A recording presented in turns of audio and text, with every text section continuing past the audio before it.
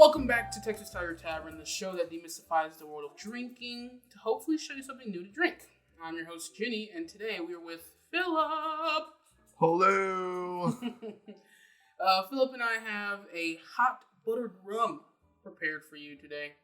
I'm gonna say this. This is not a flop.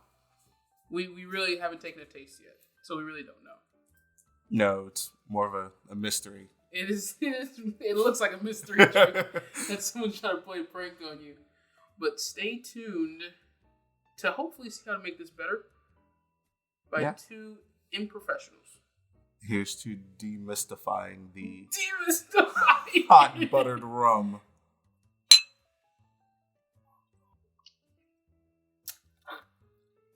Okay. Oof. There's layers to that. Yeah. Literally. Okay. It's high impact. High impact, full of flavors. Yeah. I wouldn't. Okay, let's break it down. After the initial sip, I just feel bad for just. So, what this really is, hot buttered rum. It is almost a hot toddy, but with butter in it.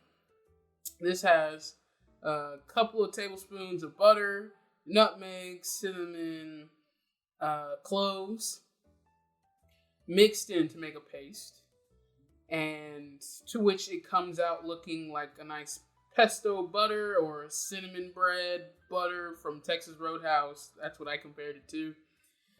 I think at that point, I was like, that should just go on bread. Yeah, absolutely. It literally was like, okay, I want this on my roll. It didn't look appetizing enough to drink. No. Not at all. To eat. But to eat, yes. To eat, yes. You know. But we took, Philip took that paste, put 2 tablespoons each in our glasses, 2 ounces of spiced rum from 3 Roll Estate.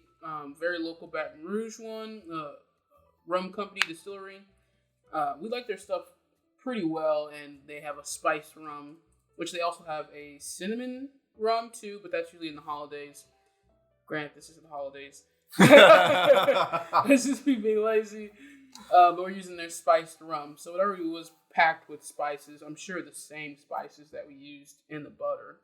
We took that, got some hot water, and I think maybe that might be it. Maybe the hot water wasn't boiling because He's got like one of those fancy ones. He had like a steamer full of hot water, and maybe it's a steamer for like a coffee. Yeah, that's what I was looking at. Literally, I was just supposed to say it's like when you go to like a barista or a coffee shop. Yeah, they froth you. That's what it is.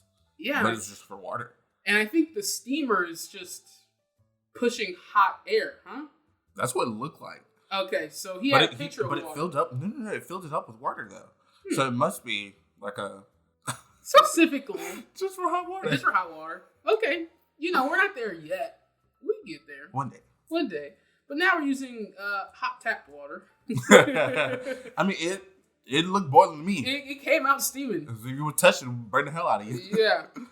But sometimes a big thing, even with making coffee, is to preheat the glasses because the glasses are cold. Yeah. Or at least room temperature in a sense. Right now, we're drinking out of a hot toddy mug. Yeah. Glass. Color? What would you say this color is?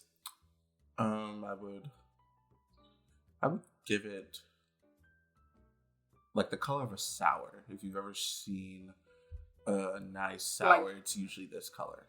A whiskey sour? Oh yeah, that's actually more perfect. I was thinking more like a sour beer, but this is definitely actually whiskey sour is perfect because it's yellow with a smack of brown it's and that's from the spiced rum. Exactly. And when we're talking about layers, there's a froth. We know what it is. It's the fat. Yeah, from the butter. And that's where it gets me wrong. I already know I'm gonna be. I'll take another sip. to get you the flavors. I will say this: it's not bad. The flavor is not bad. It tastes like watered down rum. But I think that film of the fats at the top, the butter, is where it's psyching me out. I think I was expecting it to be hotter. Mm-hmm. My drink's like lukewarm. Yeah. You want to pop in the microwave? And we're back again. All right, we're back to tell you the truth. We've made it hotter. We put the whole bad boy in the microwave. What do you think is going to happen, Phil? You think it's going to be better or the same?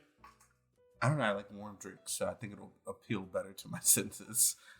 Like I said before, I think the film of butter at the top displeases me. All right, take 2. Bad boy's hot, I'll tell you that. Okay, definitely a lot more pleasing. Yeah. Definitely a lot more pleasing. More pleasing to drink. I didn't get that film that much, maybe because I was hesitant because it was hot to drink. Mm-hmm. But I think the flavors are still there. Definitely more drinkable for me. But I don't rate it higher than a hot toddy, though. Of the hot drinks, of the hot spiced drinks, a hot toddy's banging. Oh yeah, I was going to say I'm faithful to like apple ciders. Mm-hmm. I love a good apple cider. Obviously, I like warm eggnog, so like this does not top any of those. But you want occasional sip. This is it. This is it. I think this, while it hasn't opened my eyes into this fat washed realm of drinks and cocktails and spirits, this is an intro to it. Because we watched a couple of videos. Some people did. The one guy that we watched, he put the butter in directly to the cocktail, while someone, Thirsty Whale, on TikTok that I've told you guys about, he just fat washes his bourbon altogether to where he puts either melted bacon fat, coconut oil into the glass, puts the whole thing of bourbon in there, puts it in the freezer, comes back the next day, takes out the fat, and it's technically fat washed bourbon. And so you'll just use the bourbon, take out the fat. I think that might be better. Yeah, I think that's a better way of infusing with the flavor specifically that you want it to have. Yeah. Because, well, butterbeer? Have you ever had butterbeer? No. Me neither. We'll have to try it. Do you think that would be the same, butterbeer? I don't think they're infusing butter into beer. No, if anything, it's some sort of... They've put it in there somehow, though. Maybe more like a flavor of beer. Who knows? It could be whatever they put into it. I mean, they serve butterbeer at Universal. I know that for sure. Cream soda, caramel extract, butter extract. Butter extract. Never heard of her. Makes me think of like the butter that you squirt on popcorn. Yeah, that is the only possible way. I think that's a push. So not even. So it's not even alcoholic. No, I knew it wasn't alcoholic, but I thought it was root beer at least. Oh, I'm curious about that. That's why I never tried it. But you like cream soda? I don't. I'm okay with cream soda. Okay. Yep, cream soda, butterscotch, tablespoon butter. This one has butter actually in it. But are you heating up the cream soda? How does the butter melt? There's so many questions. I was gonna say, well, does the chemical process of the cream soda pull the butter apart? Does it break it down? And you're using butterscotch, so that's gonna be even stickier. Yeah, it's gonna give it a different sort of taste. Butterscotch specifically. Okay, this is what it says. I'm on this kidsactivitiesblog.com. Let your butter sit out. Step 2, pour the butterscotch syrup into a bowl. The butterscotch is what gives the butterbeer its main flavor. Add the softened butter. Some recipes call for butter extract, but we like the creamy goodness of the real thing. Mouth's watering. Yeah. No. So butterbeer is now on the list. No way. Needless to say, we've answered the question. There is butter or butter extract into butter beer, but no beer. I don't know how I feel about that. Knowing that there's butter in the butter beer that you've never had. No, knowing that it's not alcoholic. That there's no beer, yeah. It's juice. Yeah, it's just juice. Just cream soda. Yeah, cream. Then that asks for more heavy whipping cream on top. The bottle of rum, probably $20. The butter, household good. I've learned through these past, or I've had these spices from the past drinks we've had. The nutmeg, cloves, and cinnamon. I've had those in the cupboard. I've had those in the cupboard since then. I try to do, like, at least at Sprouts, you can pick how many you want, like, of whole nutmegs, of whole cinnamon sticks. But, Walmart, you have to get them in the bottle or ground up, pre-ground. What about Fresh Market? No. I went to Fresh Market. Fresh Market is a local Whole Foods, one would say. And they didn't have, like, a fresh spices. Maybe Whole Foods would. Probably Whole Foods would have it, but I prefer having the fresh and getting the small grinder. I found that thrift shopping. Mm-hmm. Hot water brought to you by Baton Rouge. The only thing you really have to pay for is the rum. Yeah, the rum. And you don't have to get fancy. You can do we did spice rum. If any cocktail is asking for nutmeg, it's like holiday flavors, cloves, spice rum. But half the time, those spices are in the spice rum already. So you can use the spices or use regular rum or vice versa. Take them out. Now, we're not experimental on this podcast. Like, if one day we were to try spice rum with no spices, spice rum with spices, no rum, no spices. Very scientific. That's just me, I guess. Or that, and then a line of fat washed rum.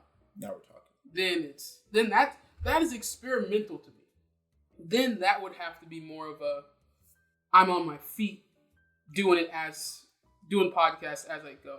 Yeah, this is future endeavors. Yeah, future endeavors.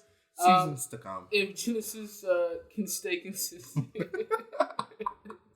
The thing is, I have podcasts made. I have episodes made. Y'all just have yet to hear them. I want to establish that. They're in a vault. Hey, look at us. Taylor Swifties.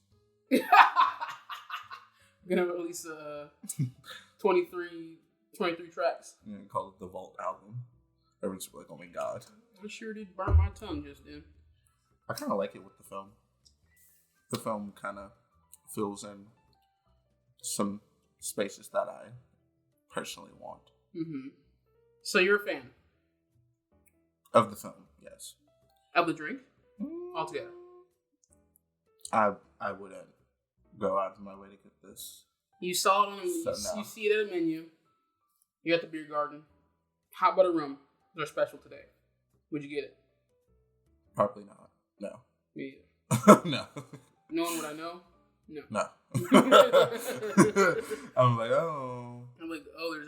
like, just so you know, there's actual butter in this. I'm just like, hey everyone, just so you know, I've had this before. Not from here, but I've had it.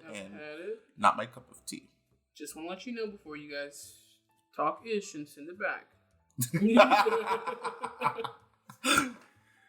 It asked to garnish with a cinnamon stick, but we didn't. Would it have added that much to it? That's what I was going to say. I was like, would it add to it though? No, because there is already cinnamon in it. A stick unshaven is really nothing. No. Not a big fan of that. Unless there's a white foam or a heavy cream whip, and then stick it in there for that contrast of color. Yes, a plain cinnamon stick would be nice, cute. But this, it's just like dropping it in. If your stick's good enough to be a straw, go for it. Yeah. And it's usually not. It's usually not. It's very misleading. Yeah. I got lucky. For a holiday drink, do you feel holiday-y? Do you feel the Christmas spirit from this drink? No, I do not. This is giving me full on Grinch. Yes. This is the Grinch's drink of choice. It has been deemed un-Christmas. While it is a cold weather drink, which it is freezing outside right now, high winds, this is not. I could sit by the fire, but I wouldn't get in the holiday spirit. I wouldn't drink this and decorate the tree. No. Maybe this is something that's really for serious rum drinkers. Yeah, but it still might piss them off because they're watering down the rum. True. I think there's definitely two sides to that. So the article I was reading beforehand was how this chef named Juan in outside of New York, he's experiments with fat washed spirits and cocktails. He was saying he experiments so much with duck fats and nuts fats, and Philip tried to open my mind that there are other oils other than peanut oil, which obviously is not hard to believe, but it's odd to me to think of someone asking for almond oil. You know, there's coconut oil. But is coconut a nut? I think so. Or fruit? Coconut is not a true nut. It's like tomatoes. It says a nut can be defined as a one-seeded fruit. With that loose definition, a coconut can also be a nut. However, a coconut is not a true nut. A true nut, such as the acorn, are indehiscent or do not open at maturity to release its seeds. Wow. This is an educational podcast if I've ever heard one. So for all you biologists out there, do not come and check me. I found this on loc.gov. You can check them. .gov, you can trust it. Heyo. Or can you? Dun, dun, dun. But Juan experiments with different types of spirits, so not just using rum, but he even says duck fat with rye is really good. He used seed nut oils for gins. I mean, that opens, there is a whole world of fat washed items, cocktails that doesn't even cross my mind, right? But technically, the peanut butter whiskeys, those are fat washed with peanut butter. Exactly. It's not like we don't know about fat washed. We just don't realize we could be drinking it. Not for those peanut allergy people, but basically because we're just consumers to the system. We just want to get our fix. Here we are. Here we are. Oh my goodness, man. But this has opened my eyes. I do want to do a fat washed, probably a bourbon. I'll do a fat washed bourbon and see how that really makes a difference in a future podcast. I got that cooking up right now. And I mean, you could do bacon grease, coconut oil, put that in the freezer, take out the grease. You got a whole nother spirit. This is unrelated, but I did get a dog, and I have seen on TikTok people making a cocktail for them and an equivalent, quote unquote, top cocktail for their dog. Oh my god, that'd be so cute. Yeah, so I'm gonna find one and we'll do it on that. Benji will be a guest on the podcast. Yes, he will. He's always here. Yeah, you might have heard his feet tapping around. That's why I had to take off his collar. It would have jangled all the way. Oh. That's for you, the holiday spirit. Yeah, which is not coming from this drink. Not coming from this drink, but the friends that were around. You know, it gives gives off the holiday smell because of the spices. Yeah, because of the spices. I think anything with cinnamon and nutmeg, that's holiday. Yeah. Like November, December. Absolutely. Fall. I guess for the South, that'd be fall. That's the fall. Yeah, grandma starts making pies during October's. Yeah. Usually. Yeah, using the pumpkins up. Difficulty of making this, very easy. I think the hardest part was breaking up the cloves because the cloves are so small. I would say get the cloves either pre-grain.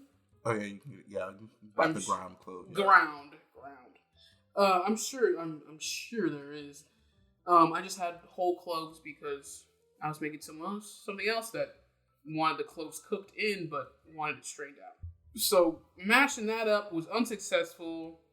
Once we realized that there was too many bits and pieces floating in the drink, we had to strain it and put it back in its cup. Take out all those big chunks. Other than that, not too hard to make. I don't think you would get this at a typical bar. No, not at all. I don't even think, holiday spirit, people would bring it up. Mm-mm. Especially here. I would not make again. I would not even recommend. You wasted your time with this podcast. I think one thing I didn't say, what I was thinking about when I was eating those Ritz, is should we try the butter by itself?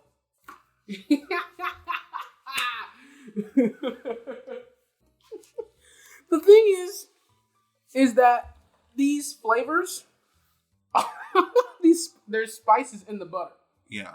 But they don't look like that. This just looks like some type of fancy cheese. Yeah, it looks like some typical shit that you eat on a cracker. On a cracker. Okay, here we go. All right, let's give it a try. Clink. That's more holiday than anything else. Yeah, that's good shit. Yeah. Probably if we added like the simple syrup to it, it'd be sweet. Well, slightly, yeah. Yeah. Almost like a spread, like a nice spread. Yeah, that's what I'm saying. That's what I'm thinking, like a soft cheese. Oh yeah. That's what it looked like to me. Mm-hmm. So I think even mixing either the soft cheese in or the simple to make it sweet. That's a holiday spread. Yeah, that's in the charcuterie board somewhere right now. We're bringing this to the family get together. But I am getting one of those cloves. Those giant pieces of clove I couldn't mash. We will use ground. Yeah. Next time. Oh, I was thinking, just because I want to shop, just a grinder. Oh my god! How do we make this better? The drink? Yeah. I don't know. I don't think putting the water in it is a good idea. Mm-hmm. If we didn't put the water in it, it'd only be about 2 ounces or just less water. Yeah. Because a lot of cocktails, they'll be like, once you put all the spirits or the mixers in, it'll be like, fill it to the top with club soda, seltzer, or water. And we only put 2 ounces of liquid in. Yeah. So a good, probably, another 6 or 8 is water. Yeah. So I'd probably put equal parts water and rum, 2 ounces each. Yeah. Or, I think it would taste better if there's another flavor element to base it around. So like, I see what you're saying. I was gonna bring like a rum and something. I was gonna bring that up with the hot toddy. You're getting lemon. Mm-hmm. And what is that? Is it rum? It's the last bourbon. I think it's whiskey. So okay. Like a whiskey, honey. Honey, yeah, you're getting lemon. Honey, lemon, and whiskey, and you want to dilute those because 1, the honey's sticky, and 2, the lemon's just going to be too forward. Yeah. So yeah, I think you're definitely onto something. What would we put? What goes well with this especially to make it more holiday? Apple cider. Okay, yeah. It's always a good start. Apple cider.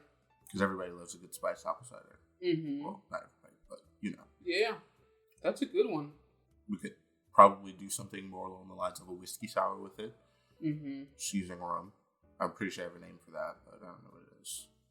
Yeah, smack of lemon might have been good in this too. Yeah. Yeah, I think that apple cider with the still butter paste. Yes. Would still be banging.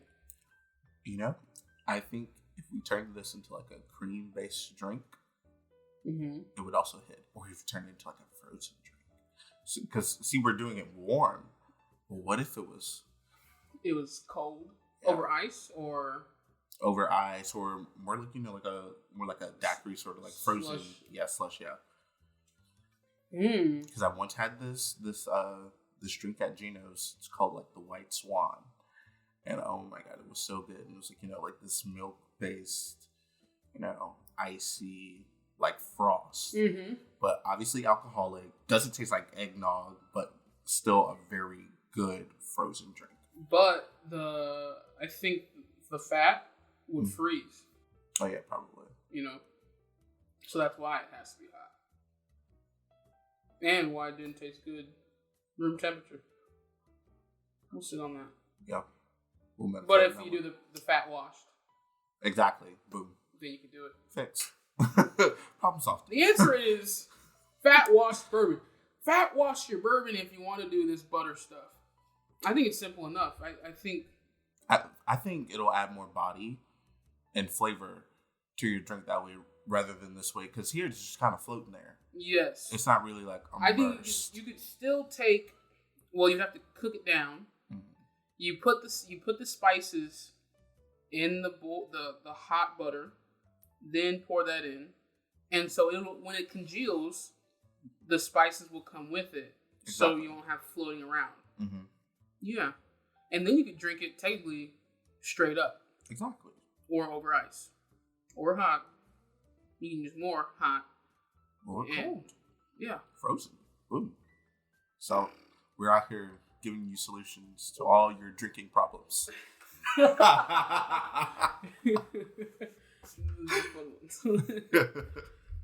That's what we're here for. To drink something new, to demystify. We just gave you the answer. Imagine that. Thanks for listening to the podcast today. I think we ended on a really high note and that you need to take notes and actually do this, honestly. As always, if you're in the Anchor app, you can leave a message or a question. If not, make sure to follow us on Instagram at TX Tavern Talk. That's Texas Tavern Talk. If you haven't already, where you can leave a question or comment into the drinks we've made thus far on the podcast. Whether they're good or not, I'll be straight up and try to make them look as pretty as possible. With the recipes all in one place. Thanks for listening to Texas Tavern Talk with our drink, Hot Buttered Rum, with our guest, Phil. Bye, everyone. Watch out for next time where we will demystify... Goodbye.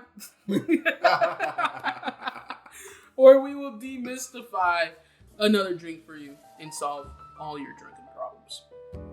Goodbye. See you next time.